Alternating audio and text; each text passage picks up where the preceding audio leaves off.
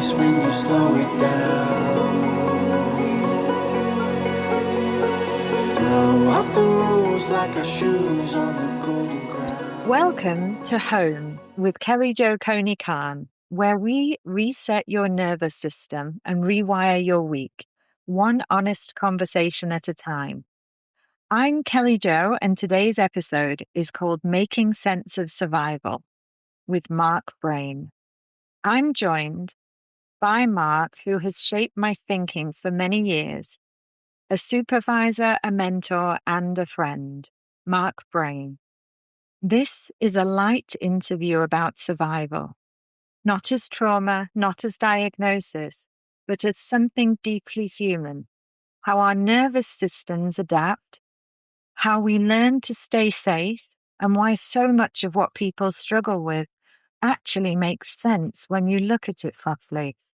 Mark brings decades of experience as both a journalist and a psychotherapist, with a rare ability to see the bigger picture without losing the human detail. My hope is that as you listen and things soften, that some of what you carry starts to feel less personal, less shameful, and more understandable. Welcome, Mark. So for the people meeting you for the first time, before roles and titles, how do you describe yourself these days? Grandfather, psychotherapist, former journalist, worked in China for 3 years, Moscow, East Berlin, Central Europe. A good old mix of being human, really, and having a certain amount of experience of life, both here in the UK and in lots of other places. Wonderful. Thank you for that. And can you share a little bit about our relationship for the listeners? We have a very good friendship and a very solid professional partnership. I'm not sure, Kellyjo, how long we've been working together, but it's certainly well before the pandemic. And on the field of EMDR, eye movement desensitization reprocessing, the therapy we're both passionate about, and we've worked in every sort of dimension, really, supervision, more personal work, and we had the pleasure to meet only once in person in Birmingham a year and a half ago. And that was a lot of fun, and you were very brave to do a live demonstration session in front of about 75 people. You were very brave. So that's our story, I think. It is. Yeah, and it's been wonderful. It's been very mutually beneficial, I think. I've thoroughly enjoyed working with you, going deep with you, both in that individual powerful session that we did to illustrate how we both work. And you were very illustrative for that. You were very helpful for that in showing people how you can make a difference to people's lives when they're a bit stuck, when they're stuck with what might feel like fairly ordinary difficulties in everyday life and relationship and so on. But life isn't quite working. And the way we both work with this thing called EMDR, we really do sometimes make a life-changing difference. And perhaps at some level, it has made that kind of difference to me. And perhaps working together, dancing together, as it were, it's made a bit of a difference to you too. Absolutely. And how could we bridge what you've just said to help the listeners understand that this approach and survival in itself is for anyone? That's a really good question. There's a very good book by a unfortunately late colleague called David Servan-Schreiber from France, who lived in America for many years, who describes just how to live well in the world. And it's called Healing Without Freud or Prozac. In other words, you don't need medication, or with luck, you won't need medication, and you don't need decades of psychoanalysis. And one of his very powerful chapters is about EMDR. He has chapters about sleep hygiene. He has chapters about exercise, about healthy eating, and all of these things make an enormous difference. But he has a chapter on EMDR, which is this it's not no longer very new. It's about 35 years old, this modality of therapy. And he says that actually everybody should have EMDR. And I absolutely agree, because all of us are carrying stories, big and small, from the past that are getting in the way of us being able to be fully present to what life is calling us out to do and be. And clearing the debris from the past, which is survival informed, we're talking about survival today, can make such a difference. It doesn't have to be whacking great trauma written with a huge, great capital T. So even if you haven't, especially perhaps if you haven't been through something really big and nasty like a car crash or an assault or a war, heaven forbid, EMDR can clear a lot of the mess, the stuff in your past that's just getting in the way. And that's just being human. I mean, all of us have stuff from the past that's worth clearing out. We do.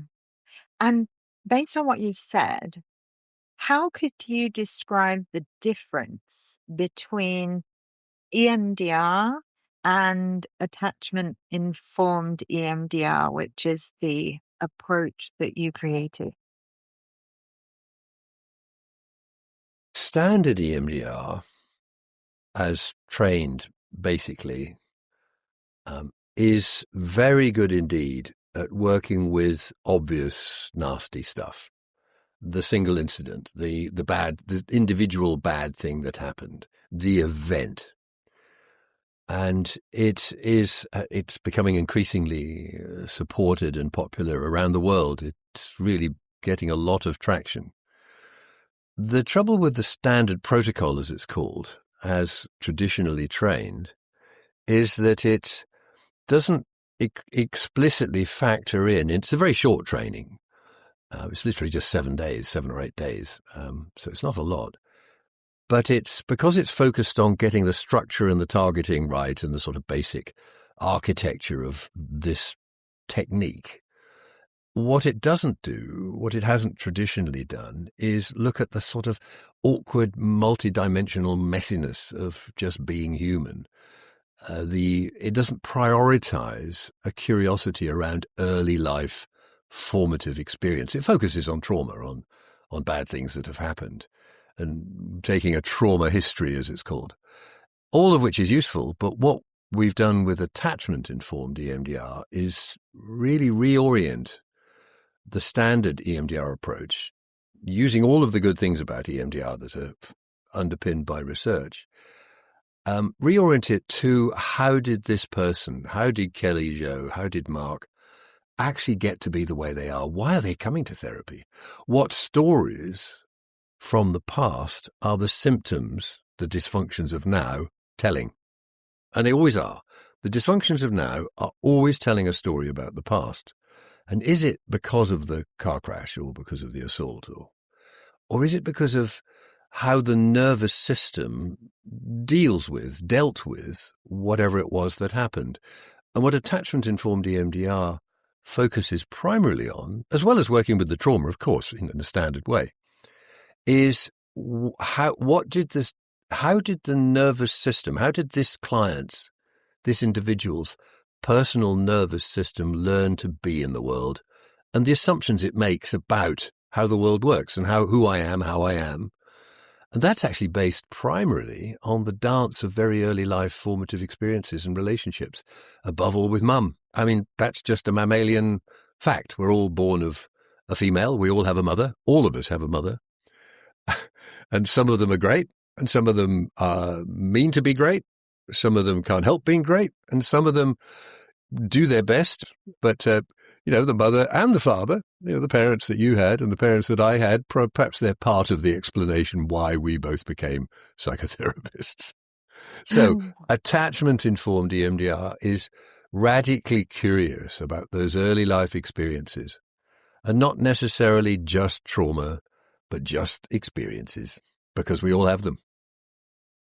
What might you say, Mark, based on what you're sharing now? What might you say about people who don't present with a large T trauma? But for example, if I were to give them a checklist, let's say the PTSD checklist, okay, which stands for post-traumatic stress disorder, but we're not looking at it as a disorder. We're just taking scores to understand the person's system. When we take these scores, sometimes I would give them to people, and I've tried this on myself as well, and say, doing the PCL5, but based on how you view or perceive your childhood or how you perceive your current life stresses. And these people often have not had a car accident, they've not been involved in war, any large T traumas.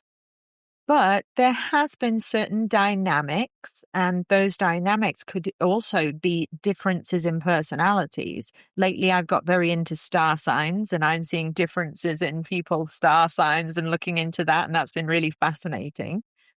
So those scores sometimes still come out over the threshold for PTSD. So how could you explain this to people who don't have any clear-cut trauma? I use the PCL5. These days I tend to use as one called the the ITQ, the International Trauma Questionnaire, which separates out PTSD, which is the single incident and flashbacks and nightmares and the sort of things, hyperarousal, the sort of things people associate with PTSD, which a lot of your listeners, I think, is a term that they'll have heard of at least. The ITQ also separates out complex trauma, what it calls complex trauma, which is where the nervous system just is in trouble and can't self-regulate healthily. The formal diagnosis of PTSD or complex PTSD still requires an identifiable big nasty event.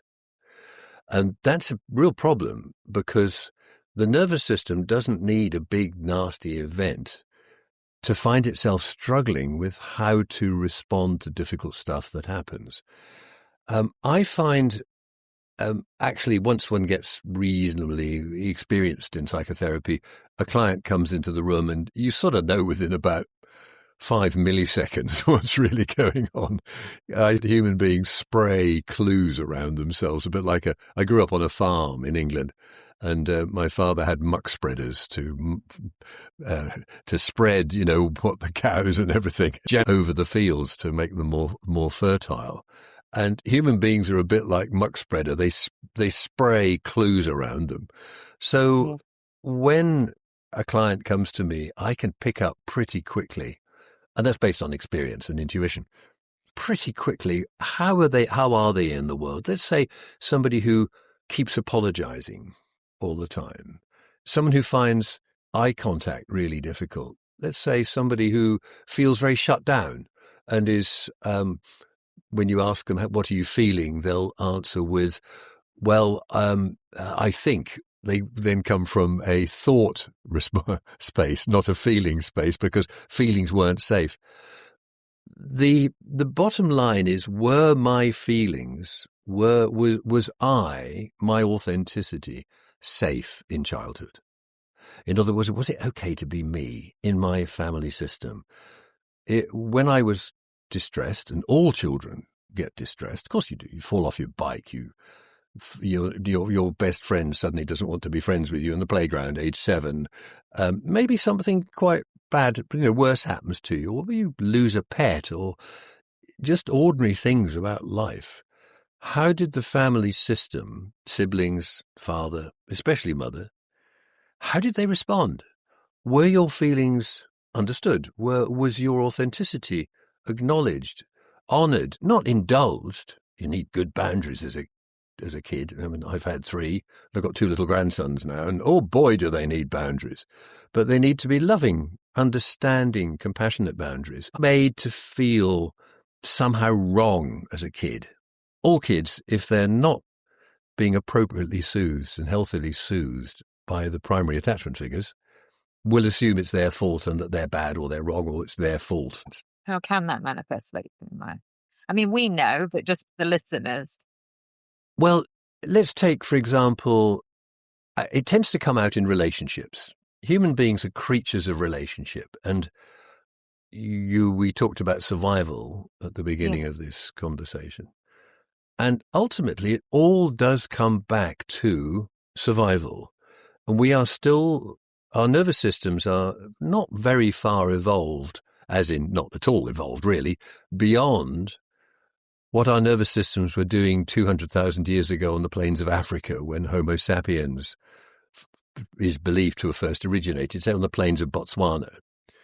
And we evolved in villages, small villages, perhaps about 300 people, under threat from predators, lions, hyenas, African wolves, leopards, and under threat from neighbouring villages, because I'm afraid to say the early human past was not a very peaceful place. People were merrily attacking each other and swiping each other's cattle and chopping heads off. I mean, human beings are not very nice to each other outside the group. We're seeing this at the moment, big time. And group coherence, belonging to a group, isn't just nice to have, it's literally survival critical, because an individual Homo sapiens, especially a child, cannot survive on their own. Literally. We have to be in a group as adults, too, and especially as children, because the human child takes the longest to develop and become reasonably autonomous as a young adult of virtually any living creature or being on the planet. We are fantastically vulnerable and needy when we're born, because we have to be born. Human beings are upright, and to get out, we have to come out early, unlike a cow, for example, where or a zebra or an antelope. You are born, if you're a different mammal, actually able already to walk and run from the saber-toothed tiger, as it were. We can't until we're very much older. So we need those attachment relationships literally for survival. So as an infant, we will do absolutely anything to keep mum on side. Anything. And if mum is being a problem, I'll make it my problem. And so people might present, and lots of mums are a problem. They don't mean to be a problem. Some of them do, some of them don't. But, mums are just human and they've got their own stuff. We carry on doing that, say, appeasement behavior. You could, yeah. The behaviors that we learn as a very small child, we actually carry on doing as an adult. Yeah. I wanted to just say something on the point of mums as well, because I think we talked about this in the past, is also how that, because we do the resourcing, right? We're almost creating an internal sense of security through when we do the resourcing, the attachment resourcing in EMDR to help us get there when we didn't have that. So with this as well, how I see it is the system that's in place and how the system protects, and then under the system, how then there is the intergenerations. So you have the grandparents if they're around, or different various generations, but grandparents can and do have a very significant role within protecting and helping and aiding the parents, right? Taking the pressure off, let's say, with childcare. And then we have also the partner, and whether that partner be a heterosexual couple or a homosexual couple. But either way, in that dynamic, when there's children involved, there needs to be the protection of the partner alongside the other structure and system. And so that the pressure isn't primarily on the mother, but the mother needs that system in place to help her. And that can also develop the attachment relationship with the child. What would you say on that, Mark? Yes, I'd say it's perhaps these days not terribly politically correct to focus quite so intensely on the mother, the role of the mother, days of women's lib and gender equality and so on. I mean, these things are really important developments, but it is an evolutionary biological fact that we are all born of mothers, and the infant's primary focus of attention and need is from mother. And this is still true in families where perhaps mother died in childbirth, which is tragic, but it happens, or when a child has been adopted out and has an adoptive mother. So the psychotherapy in attachment-informed EMDR, I'm always curious about that root relationship with and experience of the actual biological mother, given we all have a biological mother. But that the mother, of course, needs to be and the adoptive mother, say, or the same-sex partner, whatever, the primary attachment figure, then needs to be supported by the family and the community. And as a father and a grandfather, and as a psychotherapist, having done a fair old amount of work over the years with ordinary human beings, as it were, the conclusion I've come to, and as I say, it's not necessarily politically correct these days to say this kind of thing, that mother matters. Mother is right at the heart of it. And let's not beat about the bush. Let's celebrate the maternal attachment. And dad's job and the family's job and the grandparents' job actually primarily is to help create and hold a space where the mother can be exactly the mother, the best possible mother the kids need. Obviously, Yes. the And father... that's what I wanted to get to. Yeah, Yeah, I think that's yeah. very important for our listeners because to understand that piece, because it's very challenging for a mother to be the best version of herself if she's not fully supported. That means no criticism. That means this wouldn't work in a relationship with any kind of abuse and so forth, because that would be problematic for the children to see or hear those things, and that would impact their attachment to their mother. But not because, and this is what I want to make clear, that this is not the mother's fault. The mother cannot do anything about this, but this is the best environment for the mother to flourish in. Is that right? Is that what we're saying? That's right. I say in my trainings and to clients that while I focus, I'm radically curious about the client's childhood experience of mother, and we use bridging. We use a very powerful technique, a very simple and powerful technique to get into these stories. I say to all those who care to listen to me, and plenty of people who don't particularly care to listen to me, they have never met, worked with, heard about, or had a mother who didn't do her best, which is a major statement. Every mother, however catastrophically inadequate, does their best. No mother wants to be bad to their child. The mother, every single mother will reenact or use the best tools that they have got in response to their own children, and their own children will reactivate the tools they learnt from their own mother and their parenting as small children. But the thing is that we're all flawed, some of us more catastrophically than others. And even if a mother does her best, it can be very, very counterproductive for the child. And let's take an example, Kellyjo. We can obviously talk about abuse and neglect and anger. The thing is that a mother doesn't have to be obviously negatively, responding to her children. An overcaring mother, a mother who wants to protect her children excessively, is going to compromise their capacity to be in the world with a nervous system that can deal with the rough and smooth of life and relationships and growing old and the rest of it.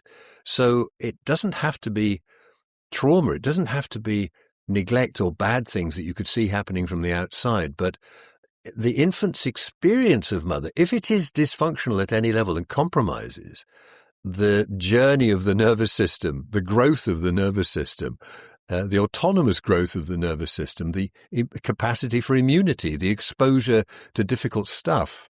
We learn, our bodies learn to survive by getting colds. Well, as a kid, you have to be able to experience some difficult stuff as well as good stuff. Too much good stuff, too much difficult stuff, and you've got problems in later life, which you and I deal with in our psychotherapy day in, day out. Yeah. So I understand that very clearly, as in it could be from a positive place, or it could be from a fearful, anxious place, but it could be an overprotectiveness, and that overprotectiveness that doesn't outwardly look like trauma can and possibly will at times, depending on each person's nervous system, create trauma later in life, or a stress response, let's say, within the nervous system. Is that accurate? That's right. The key thing is that in childhood, the relationship between mother and child and father and child, this doesn't, fathers matter a lot, actually, but in different ways, complementary ways, as well as their own relationship directly with the child. The thing is that if the child has distress, and all children get distressed, they need an adult nervous system to regulate it.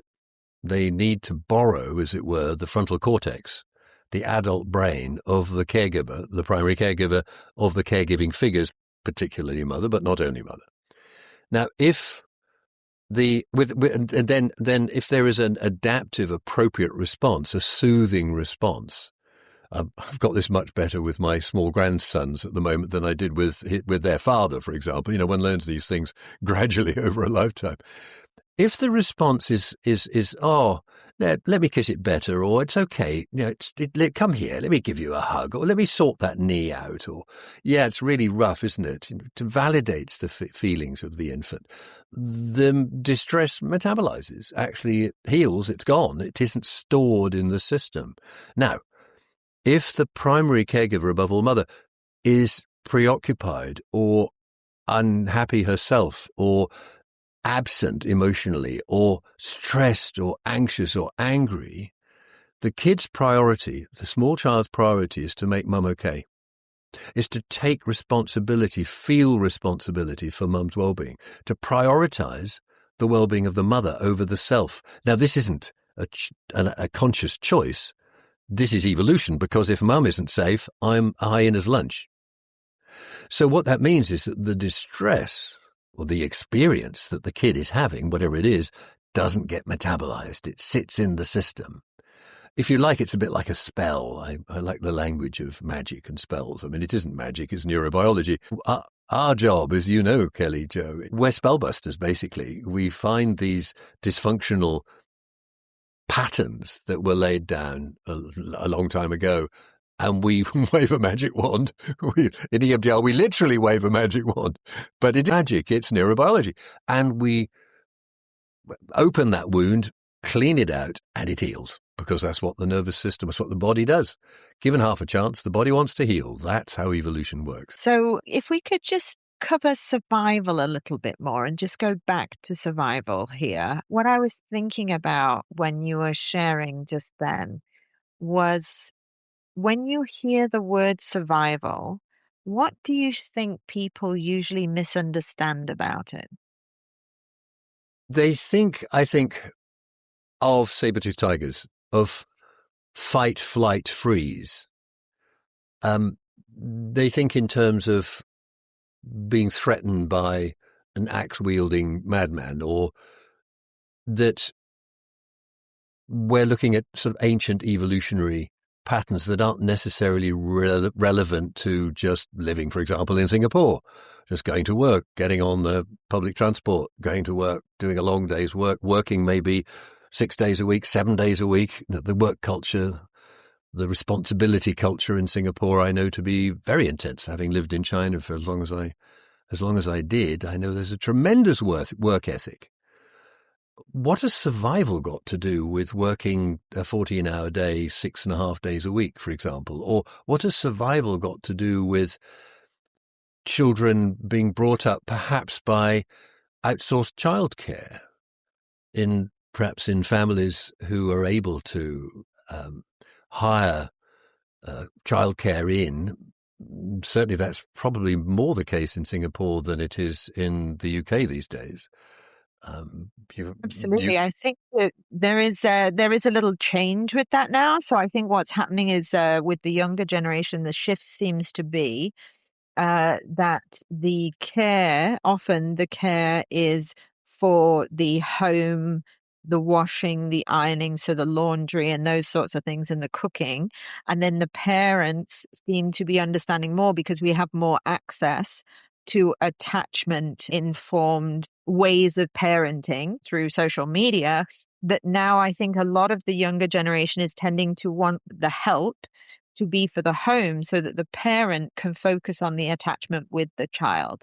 So I have noticed this dynamic shift a little in that sense, but I do think that it's still happening where it is also outsourced. And I think this is a very good point that you've made. And of course, Oh, that's very good to hear that the culture is shifting, because in sort of contemporary fragmented societies where the community, the village that we were all designed for in the plains of southern Africa 200,000 years ago, certainly in Western cultures, in the UK and in Europe and in America, the nuclear family is very much on their own. You may be lucky to have grandparents, and our little grandsons live literally 500 yards up the road, which is just fabulous. But still, the wider community, the village, the uncles, the aunts, the cousins, the grandparents, and other children's grandparents, this sort of sense of there's always somebody there to be with the kid and knock about with the kid and put a plaster on that scuffed knee or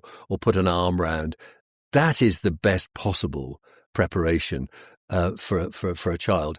But when in my own work, working with emotionally cauterized Brits, which I do quite a lot, British folk brought up by generations who were sent to boarding school, whose care might have been outsourced, whose parents were preoccupied with war, perhaps, or other dynamics. The father was away at work all the time. The parents of younger children, and we're now obviously several generations on from how my parents got to be the way they were.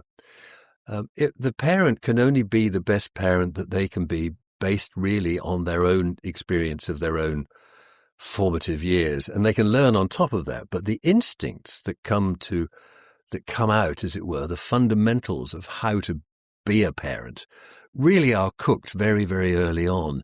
And it's a stretch.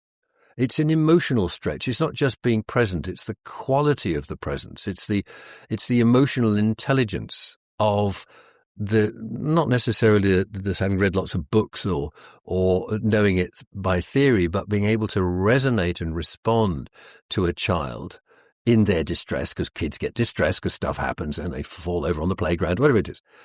To be able to respond in a way that resonates healthily with that child's nervous system. And when childcare is outsourced to ayahs or even to more distant family members, for example, the childcare can be excellent, but the child still needs that quality of experience, not 24/7. That would be a nightmare for children. But the quality of experience from their actual mother, and if possible at all, from their actual father. There's something very profound that is that sort of central core, that central emotional skeleton on which the adult is then hung and built later in life. These things really matter. Parenting and support for small children matters far more than contemporary society is sort of willing to identify. And I think as well that here is a good place to mention that doesn't mean that the parent doesn't lose their temper and get angry, but in order for it to be metabolized, as you mentioned, if there is a corrective measure, not a corrective measure with the child, but could be, as you talk about, rupture and repair. If there's a repair thereafter, then it can still metabolize in the child's system, where there's not a suggestion here that, everybody has to sort of control their behavior as such. There is a way to repair that afterwards. I wonder if you could maybe talk a little bit about the rupture and repair piece. I think that would help people know that it's okay if we lose our temper. It's not the end of the world. Absolutely. Children need to experience what life is like. And, life is full of difficult stuff. People getting angry with you, people not liking you, people abandoning you, people not doing exactly what you want them to do. In adult, it's rough being an adult. There's difficult things happen all the time. It's rough being a child too. There are constant ruptures. Big and small. A big rupture, obviously, is an assault or something, an accident or a profound loss. But every day is full of ruptures, big and small, micro ruptures, major ruptures. I give you an example. Our little 2-year-old, a couple of years ago at Christmas, we were lighting the Advent candles. And it was the first Sunday of Advent. We're not religious, but my wife is German, so Oma, our little grandson's grandmother is Oma, which is German for grandma. And we were lighting the first candle. And this came about a couple of weeks after the 4th birthday of this little lad's elder brother. Now, what do you do with 4 candles on a birthday cake? You blow them out. What do you do with an Advent candle? Well, the 2-year-old, having seen the 4-year-old blow his candles out, went to blow out the Advent candle. And his mother, our daughter-in-law, snapped at him. Or we all said, I think all of us said, don't do that, because you don't blow out the candle. He was terrified, absolutely terrified. And he was shocked. He just suddenly stopped. He stopped in his tracks, and there was a silence. And then he bent over and sort of put his head in his hands on the floor, age 2, and started to howl.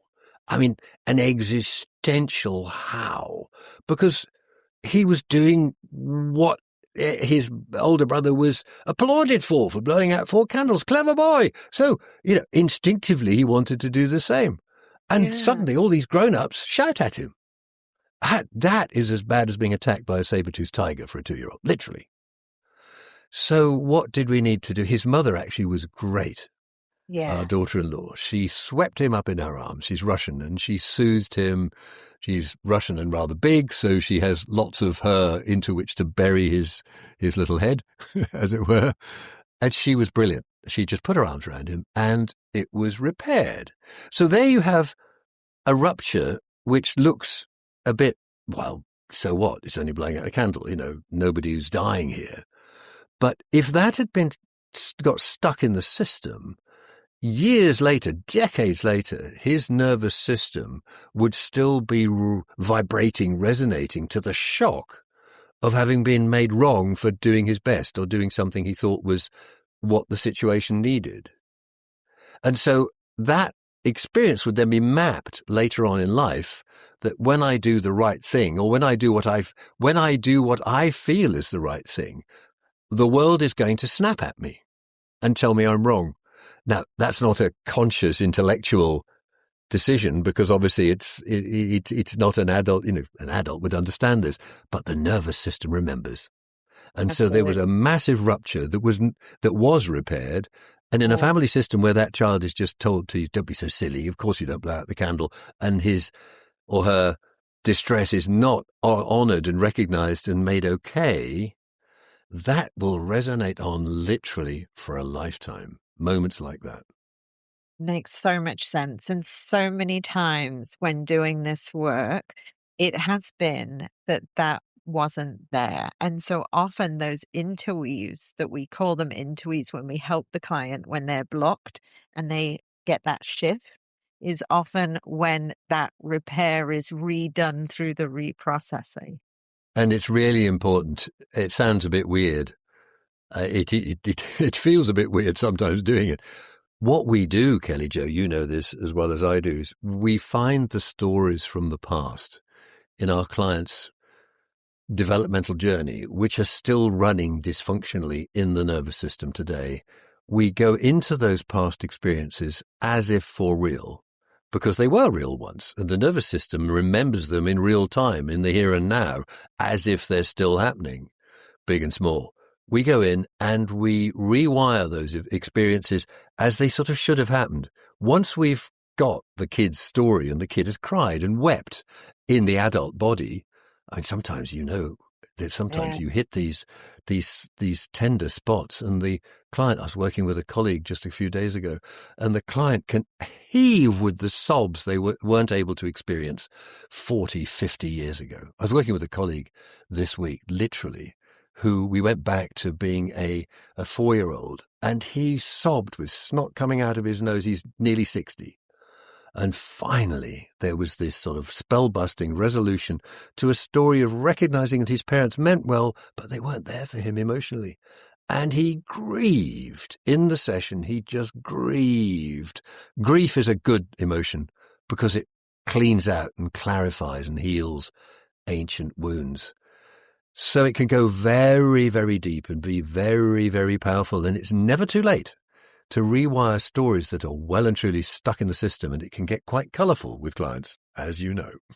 Saying that, Mark, that's so crucial, I think, for people to hear. I think that there are people who are possibly clients and people who are not clients. And I think all of this is so important for people to hear and to understand. I think it's a message of hope, really, because when we've got stuff that isn't working well in our relationship or with others or ourselves, this way of working really can make a difference. It's not a magic one-size-fits-all cure for everybody, but my goodness me, it's the closest thing to miracle work, magic work that I've ever come across. Definitely, definitely. And, just before we wrap up, I just wanted to ask you as well, what changes when someone understands their behavior as well? So not just the memory network, but their behavior as adaptation rather than failure.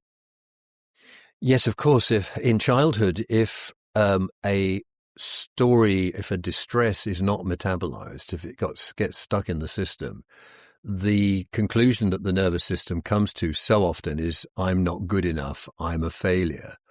And there's two things that happen or should happen, can happen in attachment-informed EMDR and ordinary EMDR as well. One is we switch the lights on in a sense where the adult in front of us can look at their childhood self and the stories of their childhood and say, it makes sense. And they can see it and understand it intellectually. So we get the right brain, which holds the affective, the emotional memory of the past, and that we get the left brain on side so that the two can work together. Yes, it was difficult, but you know what? It's in the past, and we can observe that past with compassion and understanding. That's one level. So that's switching the sort of frontal cortex lights on. The other thing we do with this way of working is we actually get right deep into the emotion and the physical sensation that is stored in the dysfunctional memory. The nervous system remembers, the body remembers. There's a famous book about that, which is well worth reading, by Bessel van der Kolk. The body remembers. And when we go in and find these well springs of stored, unmetabolized distress, it is like tapping into or breaking a dam, and suddenly a client will be in floods of tears and they say, where does that come from? And also we use the bridging technique from the distress in the here and now, particularly small distress in the here and now, using image, emotion, body, belief, and we drop back in time, go back as far as you can, first place you land. It's a very tight way of doing this, and people are so often surprised where they land. And then they feel it. They feel the feelings of that 4-year-old, that 7-year-old, which weren't metabolized at the time, and it's never too late to sort them out. Not by telling that child, pull yourself together, but, oh, bless you. And then the feelings come out. And it breaks the spell. We don't need to carry these burdens anymore. It really works. Yes, it does. And also as well, some people, there's stigmas around coming for this work, and some people are unsure and some people don't want that overwhelm. But also as well in this work, there are times when the person remains calm. It doesn't always have to be reprocessed in that way. There are other ways of reprocessing. And for those out there who may potentially have a stigma, sometimes that stigma comes out in sometimes rejecting this profession or rejecting therapy. And that's usually coming from, as we know, a judgmental part of self, not a true part of self. So for people and that comes from a part where we can feel ashamed that there's something wrong with us for needing to go and see a therapist. So for these people, what might you just say briefly, Mark, to people who are not sure or on the fence about this work, who feel that kind of shame or self-judgment or... Example, I used to be a journalist, and I've worked a lot as a psychotherapist with former colleagues or people who are still doing the kind of work that I used to do. And I once worked with somebody who's given me permission to tell his story. Typical stiff upper lip English journalist in therapy, you must be joking. but he was covering big, nasty stuff. He hadn't been injured himself, but he was covering wars in the Middle East. And suddenly he got really bad PTSD and wasn't able to work. And he was snapping at his child, and he was missing deadlines. He really fell apart. And he heard that I seemed to be someone who knows a bit about this field. And he sent me an email saying, "Dear Dr. Brayne," I'm not a doctor, I'm not a medical, I'm just a psychotherapist. And then he actually described experiences that really were classic PTSD. And he'd never dream of going to therapy. And I got on the phone with him, rang him back. We talked for just 20 minutes. And I basically said, "Do you know what? Welcome to the human race. Welcome to the human race. Of course you're feeling these things. And it comes with the territory of being human. And there's no shame in getting it sorted, because all of us are human, and so are you human too. So the shame is so much less than it was 20, 40 years ago, let alone 100 years ago, of getting support, getting help, acknowledging that life is complex, and doing something about it. So I would encourage anybody who's struggling in life in any form at all, just to check in with somebody who might be able to switch the lights on for them. It's not necessarily about weeping or finishing a box of tissues with distress, and the therapy isn't done until the box of tissues is empty. There are therapeutic approaches that are like that. It's really, above all, about switching the lights on. Oh, yeah. Okay, so that makes sense at a deep level, and that is deeply sort of healing and reassuring, and then you can get on with life. Understanding it is actually the first step. Excellent. Thank you so much for joining me on Home with Kellyjo Coney-Khan for Making Sense of Survival with Mark Brayne. If something in this conversation landed for you, see if you can take just one small understanding into the next few days.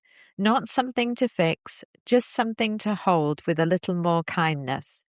You can listen back to previous episodes and see all future ones by following Home on your podcast app. Simply go to see all episodes and click follow. And if you feel you have something to offer our listeners, whether you're a subject matter expert or simply someone with lived perspective, we'd love to hear from you. Home is a calm space for people to come, settle, and feel regulated. If you'd like to be considered as a future guest, you can email media@tidylodge.com. Until next time, I'm Kellyjo Coney-Khan, and this is Home, where you come to reset your nervous system and rewire your week. Join me next Sunday for a 5-minute reset, where we'll gently explore how small moments of pause can make more difference than we think.